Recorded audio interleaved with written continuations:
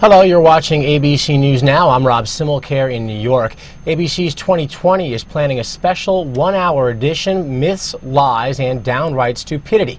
The broadcast coincides with the paperback release of John Stossel's book of the same name. The book, which is out May 1st, blows the lid off of some of the world's many myths and tall tales. 2020's John Stossel is with us now in New York.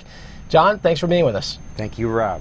So, John, one of the myths that you talk about in your book, you've got an opinion piece up right now on abcnews.com about it, and it's gun control in light of the Virginia Tech massacre recently. Your piece argues that, correct me if I'm mischaracterizing it, but that stricter gun laws would not have necessarily prevented the massacre at Virginia Tech. Tell us about your position there. That's accurate. I mean, watching the mainstream media, you would think it's just a matter of fixing it with gun control, and there are loopholes or lax gun laws that let the bad things happen. But there just isn't evidence that gun control is crime control. England banned guns 10 years ago after there was a school shooting, and they collected guns, confiscated hundreds of thousands of guns from people.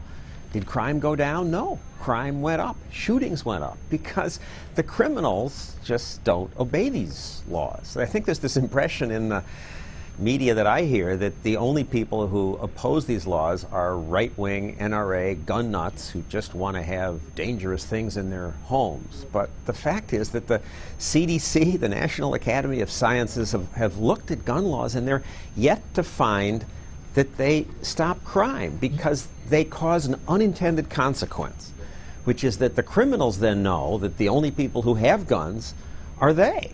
And cons we talk to in jail say, look, we're not afraid of the police. We're more afraid that the guy we're going to rob might be packing.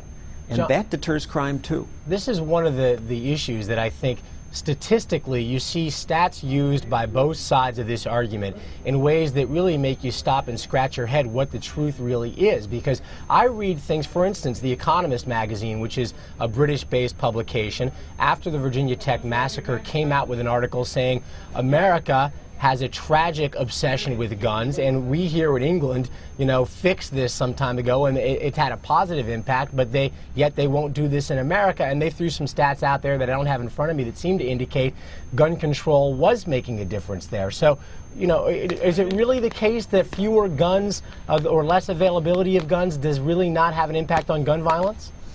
Well, I don't know what The Economist is saying, that clearly the European and the British reporters have a lot to complain about that they see in America. But I think The Economist is wrong if they're saying that the gun law passed there reduced gun crime. It didn't. Yeah. And I think the National Academy of Sciences and the CDC are pretty reliable. And they looked at a lot of these studies and they just couldn't find any evidence of it. Plus, there's so much ignorance. I remember interviewing Al Sharpton, and I said to him, what would life be like if there were laws that allowed any adult to carry a hidden pistol? And I think if I say the same thing to most of my colleagues, they would have the same reaction, which is that, oh my God, there'd be carnage in the streets. And yet that is the law in 40 states in America now. And there's no more gun crime in those states. What about the specifics of the Virginia Tech situation, John? I mean, this troubled young man, Cho, he was not a hardened criminal. He wasn't the kind of guy who knew of illegal gun dealers, most likely, or, you know, was connected to an underworld where guns were freely available. If guns hadn't been easily, legally obtainable by someone like him, do you think it's possible that he just may never have figured out a way to get a gun and maybe just wouldn't have done what he did, or would have done it in a way that was much, much less damaging? It's certainly possible, and it would certainly be good if we could find a way to keep mentally unstable young men from getting guns. Yeah. But there's also the possibility that if the law hadn't been so strict, that another student would have had a gun and would have stopped him after he killed just a few people, which is what happened a few years back at the Appalachian Law School, which also had a law saying no guns in school, but two students had broken that rule, and they went to their cars, got their guns, and they stopped what might have been just as deadly a rampage.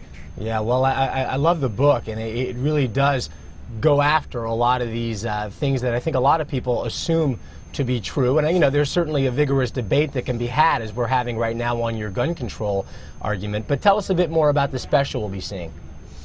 Well, it goes along with the subtitle of the book, Everything You Know is Wrong. And we will look into a bunch of myths. One is ethanol. It's supposed to be so good for the country, and the politicians all say that it's going to end our energy dependence and it's going to clean the air. But again, the evidence just isn't there. And we'll do lighter things like, can you kill somebody if you throw a penny off the Empire State Building?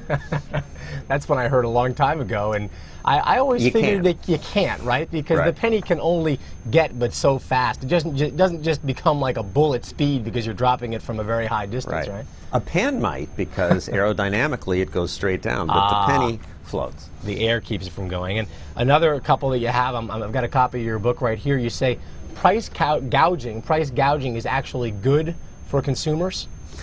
Well, when they call it gouging, how could it be good? But what the politicians called gouging, is what economists call sudden price increases. And prices are not just money, they are also information. And sudden price increases are what get people to rush in to supply us with more stuff. So after a disaster, if the price of batteries goes way up, that's not evil, because it gets a bunch of people to rush batteries to the scene. And laws that make that illegal end up hurting people. What do you think is one of the myths in here that people would be most surprised to hear rebutted or debunked? Boy, it's hard to pick, but price gouging is right up there. Your dog's mouth is cleaner than yours. That's a myth. I remember that. Yeah, a dog's mouth is cleaner than a human's mouth, right? Is that just total bull? Well, think about where your dog puts his mouth. I've seen. I wouldn't want my mouth be in there. Yeah. Now, it's true that you're unlikely to catch diseases from your dog, because they get different kinds of diseases. My favorite is that businesses basically are ripping consumers off.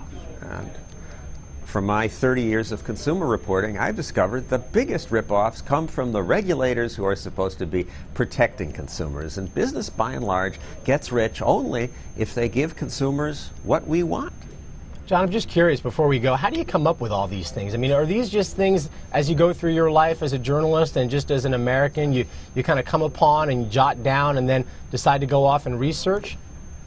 Yes, often. And often I'm ashamed, or must say, to be honest, we just read a lot and we steal ideas from all kinds of printed media, giving credit where credit is due, and make them into television. All right. Well, we look forward to the special coming up on 2020, John. And again, here's the book. Check it out. It is Myths, Lies, and Downright Stupidity. It is out in paperback on May 1st. It is a good read. And John Stossel, 2020 anchor here in New York, thanks again for checking in with us.